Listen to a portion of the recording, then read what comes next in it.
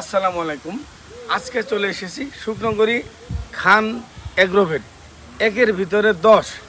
আজকে গুরুত্বপূর্ণ কিছু কৃষি সেক্টর এবং অ্যানিমেল সেক্টরের কিছু গুরুত্বপূর্ণ বিষয় আপনাদের দেখাবো অ্যানিমেল হেলথ কেয়ার কেবি এই চ্যানেলটির মাধ্যমে। দেখতে পাচ্ছেন পিছনে খান এগ্রোভেট। আমার সাথে আসুন, ভিডিওতে থাকুন, সম্পূর্ণ দেখুন, স্কিপ করবেন না।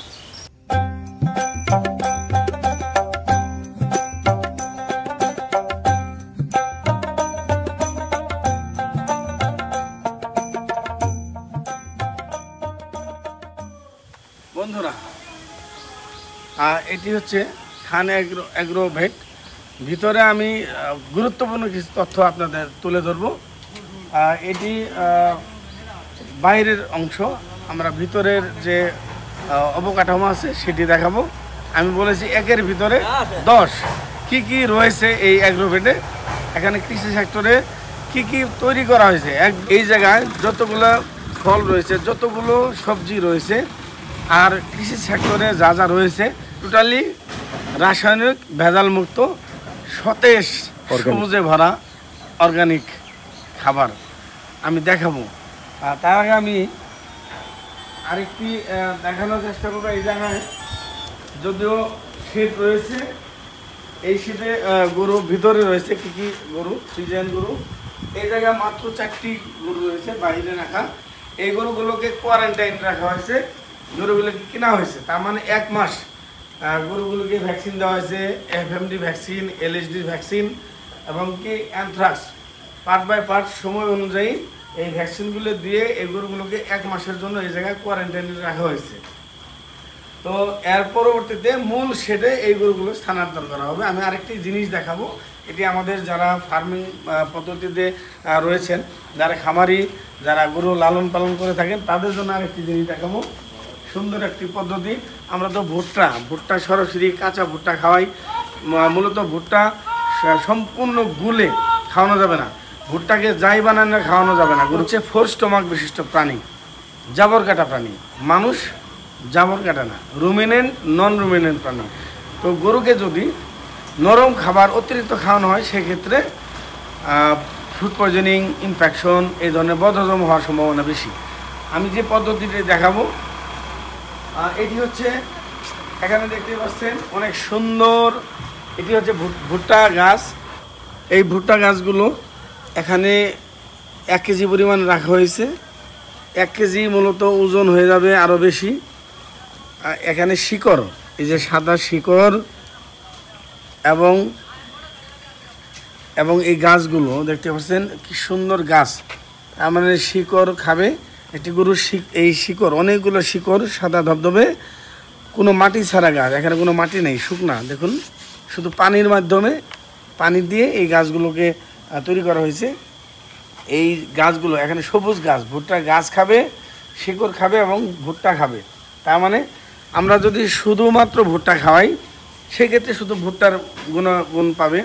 আর এই জায়গা ভুট্টাকে প্রক্রিয়া করার কারণে গাছ সবুজ ঘাস পেল, শিকড় পেল এবং ভুট্টা, তার মানে প্রচুর পরিমাণ প্রোটিন এবং ফাইবার খাবারগুলো গরু খেতে পারলো। এইভাবে খাওয়ালে এই কাঁচা ভুসির মাধ্যমে আরও দানাদার খাবারের মাঝে দিলে গরু জাবর কাটা ঠিক থাকবে, ফুড পয়জনিং হওয়ার সম্ভাবনা নেই বলে চলে। তো আমরা আরেকটু মজাদার গুরুত্বপূর্ণ কিছু দেখাবো। আমাদের পিছনের যে মূল শেড, মূল খামার, সেটি চলুন আমার সাথে। এই খামারে স্ট্রোকজনিত কারণে যে মৃত্যুর হার এটিও কম। কারণ কি প্রযুক্তি ব্যবহার করেছে আমি এটি দেখাবো।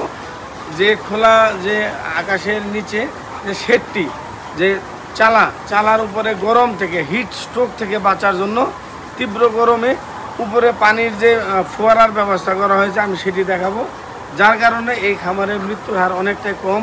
তবে কিছু কিছু রোগের কারণে মৃত্যুর হার কিছু থাকবে, এটি স্বাভাবিক। তো হিট স্ট্রোক বাঁচার জন্য অন্যান্য খামারে আপনারা যারা খামার করবেন, তাদের এই বিষয়গুলি খেয়াল করতে হবে। চতুর্পাশে খোলামেলা এবং চালের উপর পানির ব্যবস্থা করতে হবে, ফোয়ারার ব্যবস্থা করতে হবে। তাহলে আপনার খামারের তাপমাত্রা স্বাভাবিক থাকবে এবং মৃত্যুর হার কম থাকবে ইনশাল্লাহ, যদি সকল প্রক্রিয়া, সকল ভ্যাকসিন সবগুলো ঠিকঠাক থাকে।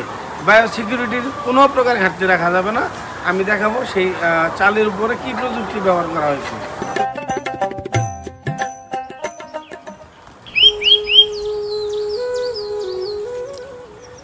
বন্ধুরা, একের ভিতরে 10 আমি যে কথাটা বলেছি, এত সুন্দর এই খামারি একটি জায়গাও পতিত রাখেনি। দেখতে পাচ্ছেন এখানে চাল কুমড়ো সবুজ সতেজ, কোনো প্রকার কীটনাশক ছাড়া নিজের হাতে এটি চালা করে দিয়েছে। এই চালাগুলো, এই ফিতাগুলো যে সমস্ত অবাঞ্ছিত পরে রয়েছিল সেটি দিয়ে বানাইছে। কোনো প্রকার ক্রয় করে নতুন করে প্রচুর টাকা ইনভেস্ট করে করতে হয়নি। যেখানে যেখানে পড়েছিল সব গুছিয়ে এই চালাটি করেছে। এটি অনেকটা খরচ বেঁচে গিয়েছে। আর মূলত সবুজ সতেজ, এখানে রয়েছে মরিচের গাছ, বেগুন, দেখুন এই যে বেগুন, সুন্দর বেগুন চলে এসছে, চাল কুমড়ো, বেগুন, অনেক নিচে দেওয়া হয়েছে ডাঙ্গা, অনেকগুলো পুরোটাই ডাঙ্গা দেওয়া হয়েছে। এখানে রয়েছে ঢেঁড়স, এখানে রয়েছে ঢেঁড়স, অলরেডি ঢেঁড়স চলে এসছে, ফুল এবং ঢেঁড়স, এই যে সবগুলো। এখানে আরেকটি রয়েছে, এটিকে বলে আমরা গাছ আলু বলি। গাছ আলু বলতে এটি আরেকটি ভাষায় বলা হয়, এটিকে ধারমুজ আলু বলে। এই আলু উপরের অংশেও ধরে গাছে, বা যে জায়গায় এটি গাছে দিলে বেয়ে বেয়ে পেঁচিয়ে গাছে গাছে ঝুলে পড়ে, উপরের অংশ খুব সফট থাকে। আর এটি মাটির নিচেও এই আলু হয়। মাটির নিচে আলু বিশাল আকৃতি হয়, আলু অনেক টেস্টি, অনেক স্বাদের। আমরা বলি, গ্রামীণ ভাষা বলি ধারমুজ আলু। হয়তো আপনাদের যার যার নিজস্ব আঞ্চলিক ভাষায় কী বলে এটি জানি না। তো রয়েছে মরিচ গাছ, বেগুন, টমেটো। আরেকটি দেখাবো, এটি হচ্ছে লাউ গাছ। দেখুন ওটা হচ্ছে চাল কুমড়া, আর এটা হচ্ছে লাউ গাছ।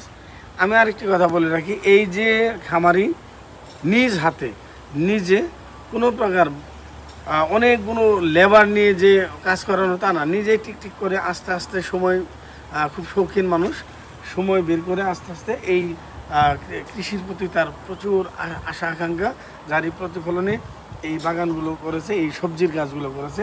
এটি হচ্ছে লাউ গাছ। দেখুন লাউ কি পরিমাণ গাছ, এত সুন্দরভাবে বেয়ে বেয়ে উঠে পড়েছে, খুবই ভালো লাগতেছে। অনেকে লাউ শুধুমাত্র চাষ করা হয় শাক খাওয়ার জন্য, এখানে শাকও খেতে পারবে, লাউও খেতে পারবে। আমি আরেকটু পিছনে দেখাবো আরও বেশ কয়েকটি জিনিস।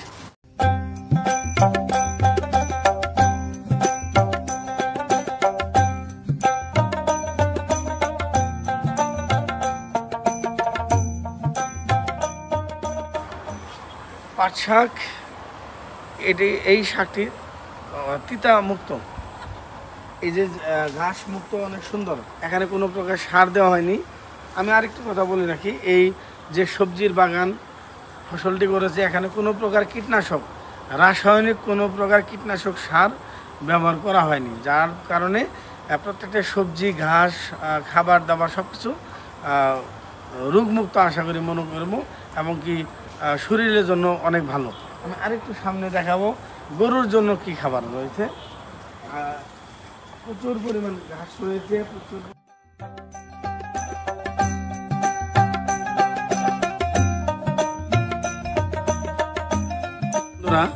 খান এগ্রোভেটের আরেকটি অংশ দেখাবো। এখানে দেখতে পাচ্ছেন বিশাল বড় একটি পুকুর। যদিও পুকুরে এখন বর্তমানে মাছ চাষ করা বন্ধ করা হয়েছে, এই পুকুর আবার পরিষ্কার পরিচ্ছন্ন করে পাড়গুলো আরও সংস্কার করে ভালোভাবে তারপরে মাছ চাষ করা হবে। এখন যা দেখতে পাচ্ছেন নেপিয়ার ঘাস, পর্যাপ্ত ঘাস, গরুর খাবার, গরুর ঘাসের কোনো বিকল্প নাই। সবুজ ঘাস যত খাবে দুধ তত পাবে। এখানে পাড়ের চতুর্পাশে ঘাস, এক পাশ থেকে কেটে আর এক পাশে খাওয়াতে খাওয়াতে এই পাশে ঘাস আবার নতুন করা হয়। এই জায়গায় যা দেখতে পাচ্ছেন সবগুলো নেপিয়ার ঘাস। নেপিয়ার ঘাস এটি আমরা ভুট্টা দেখাইছি, ভুট্টার পাতা, ভুট্টার যে গাছ কুচি কুচি করে কেটে সেটি এর আগে সাইলেজ করে রাখা হয়েছিল। সাইলেজের সাথে এই গাছগুলো খাওয়ানো হয়, গরু পুষ্টিকর খাবারগুলো পেয়ে যায়, দুধও ভালো থাকে, খামারও ভালো থাকে, গরুও ভালো থাকে, গরুর প্রজনন, গরুর সব কিছু পরিপূর্ণ থাকে। তো আমি বলেছিলাম একের ভিতর 10-10-এরও বেশি, আমি আরও অনেকগুলো আইটেম রয়েছে, আমি সবগুলো দেখানোর হয়তো আজকে সময় নেই। সবাইকে ধন্যবাদ, ভালো থাকবেন। আর এই চ্যানেলটি অবশ্যই সাবস্ক্রাইব করবেন, এনিমেল হেলথ কেয়ার কেবি। সকলকে ধন্যবাদ, আসসালামু আলাইকুম।